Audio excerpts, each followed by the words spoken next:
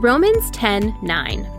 If you declare with your mouth Jesus is Lord and believe in your heart that God raised him from the dead, you will be saved.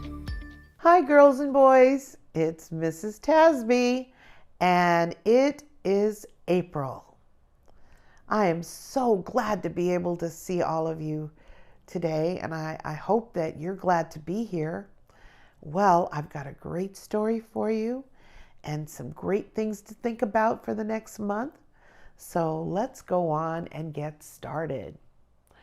Well, I'm going to talk to you about, I was watching television the other day, and I saw this guy named Bear. He isn't a bear. Bear is his name. And he does climbing and survivalist stuff where he goes out in the middle of nowhere with nothing except maybe a flint to light a fire or a knife, just a whole lot of nothing. And he manages to survive. Well, I saw him taking actors with him on one of this trip. Actually, it was one actor. And they were climbing the side of a mountain. I couldn't believe it. The mountain was straight up. It wasn't like going at an angle, walking up. It was straight up. And they really needed to depend on each other. Those two climbers, they had the right equipment. And the right equipment, I mean climbing equipment. The right ropes and connections, and those things help them climb up the side of that mountain. A rope, a loop, and I forgot what the thing is called, but you connect it and you can push it up, tighten it, and then you use your other leg to push down, and that's how you shimmy up the side of a mountain. Would I do it? No. But some of you may in your future. I don't know what kind of wonderful things you're going to be able to do, but that might be something you want to do. Well, they knew that they had to have a perfect connection in order to climb. Now, Bear put the other person up front, but he was still tied to them. So if anything happened to the first person, he would be able to take care of them or protect them. Well, connections are important. Well, I want to show you that. Do you see this? I have some linker cubes, and the top part is not connected very well. The bottom part is really stable. It can sit, it can stand, it's fine. But if I connect this part to this part, let's see what happens. This is not a good connection. And what happens when you don't have a good connection? Everything falls apart. Well, today we're going to talk about the connection that Jesus wants us to have with each other, because he connects us to other Christians. He connects us to other people, and that is the way we were meant to live, in a connection, connected to people that are around us. Oh, man, well, let me tell you a story. Well, this comes from John 20, verses 19 through 31. And this is after Jesus has been crucified. Whoo, boy. When Jesus was crucified, arrested, the disciples were scared. They were all frightened. There was only one disciple that was there at the cross with Jesus. It was John and Jesus' mother Mary. They were there. But everybody else had taken off. They ran off because they were sure the Jewish leaders were going to come after them after they had killed Jesus. Now, we know the end of the story, but the disciples did not. They thought the Jewish leaders were going to come after them and minimally probably stone them, and on the maximum side, probably try and get the Romans to crucify them, because Jews didn't crucify, they stoned. Either way is not a good way to die, okay? They're both miserable. They were scared to death. They were hiding. They were hiding in an upper room. They had themselves all locked in, and they were like, let's go now. Maybe we should run for it, because they're going to come after us.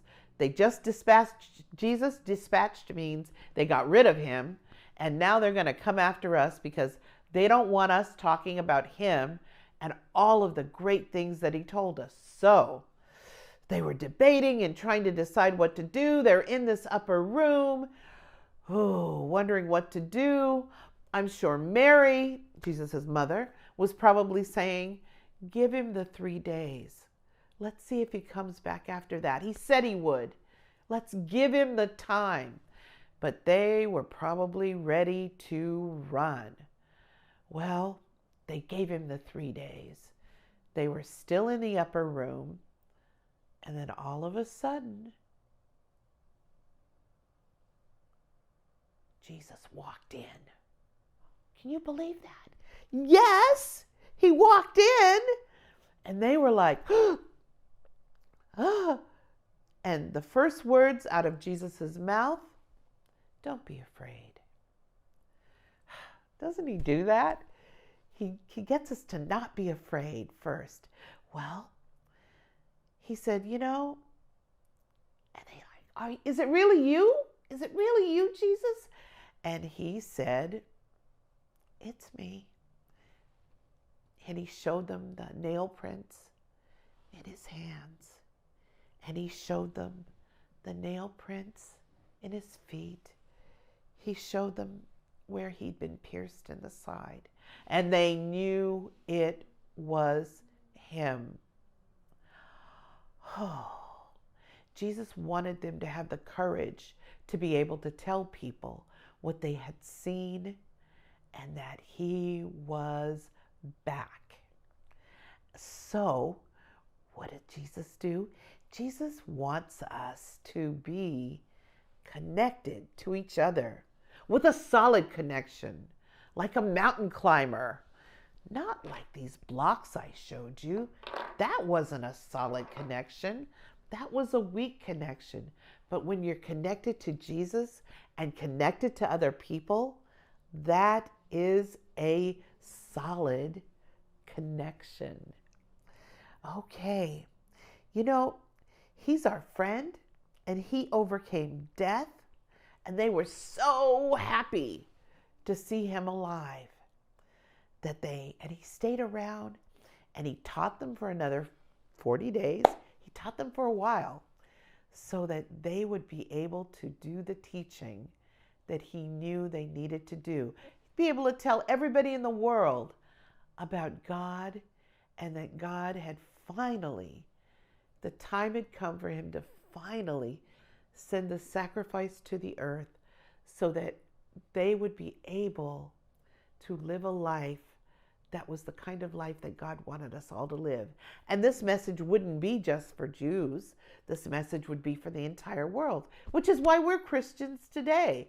We are followers of that same tradition. That's where we came from, our start. Well, so we all have a connection to each other. If you notice, God made us to be social beings. We need each other. We need other people. We need our families. We need our friends. We do. So when we have those people, and that is a God-given desire for us to be able to help others and know the connections and have them to be connected to Jesus in the way that we are connected to Jesus. So, when you have a great team, you can do great work. Like those actors in Bear climbing up the side of a mountain. When you have a great team, you can do great work. When you have friends that are living the way you are, who are Christians, who love God the way you do, when you have a great team, you can do great work. And the opposite is true too. When you have a team that's not so great, things fall apart. So Jesus came so that he connects us to each other. That's the big idea. He connects us to each other. We have climbers that know how to be safe. They know that they need real equipment connected in a real way. And Jesus gives us real equipment inside of our heart so that we can connect with each other in a real way, the same way his disciples connected. Oh yeah, and there's doubters. I forgot to tell you about that. Oh my goodness. Well, Thomas was not in this group when Jesus appeared to them the first time. And when Thomas came in, they said to him, Thomas, guess who was here? Jesus came and he saw us, and Thomas was like, psst, I don't believe that. He probably would have said, talk to the hand, if he would have been living today. But Thomas said, I'll only believe it if I see the prints in his hands, in his feet, and the wound in his side. Woo. You know what happened after that? Jesus appeared to Thomas and said, Thomas, you told our friends that you would only believe if you saw the wounds in my hand. Well, here they are. If you saw the wounds in my feet, well, here they are. If you saw the wound in my side, well, here it is. Whew. I think Thomas was probably a little bit outdone and not too afraid, because Jesus will bring peace to your heart. Jesus said to him, you know what, Thomas? You believe because you saw. Many people will come after you who will believe because it's true. They accept the fact.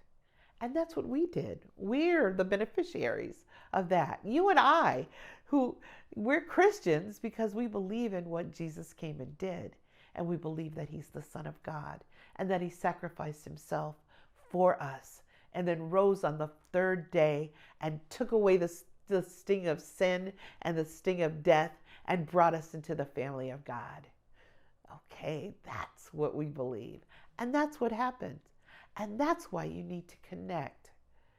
That's why Jesus would like you to connect with each other and with other Christians. Okay, he's our friend and he's never going to leave us. Well, let me pull out my friend the ukulele. And I've got a friend that we all know, and Jesus is his name. I've got a friend that we all know, and Jesus is his name. Jesus connects us to each other.